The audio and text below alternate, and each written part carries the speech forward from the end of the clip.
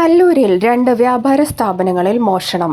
കല്ലൂർ ചുങ്കത്തുള്ള മന്ന സ്റ്റോഴ്സ്, പള്ളിക്കുന്നിലെ saint Raphael super market എന്നിവിടങ്ങളിലാണ് കവർച്ച നടന്നത്. 2 കടകളിൽ നിന്നുമായി 65,000 രൂപയോളമാണ് മോഷ്ടാക്കൾ കവർന്നത്. സംഭവത്തിന്റെ CCTV ദൃശ്യങ്ങൾ പോലീസിന് ലഭിച്ചു.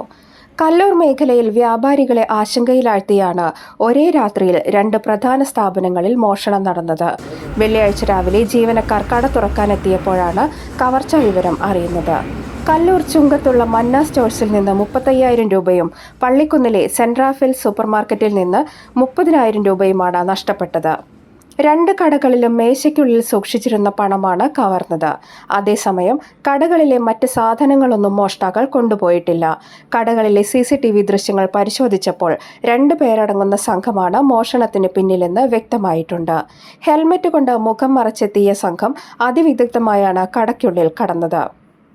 വിവരമറിഞ്ഞതിനെ തുടർന്ന് പുതുക്കാട് പോലീസ് സ്ഥലത്തെത്തി പ്രാഥമിക പരിശോധനകൾ നടത്തി. CCTV ദൃശ്യങ്ങൾ കേന്ദ്രീകരിച്ച് പ്രതികളെ തിരിച്ചറിയാനുള്ള ശ്രമത്തിലാണ് പോലീസ്.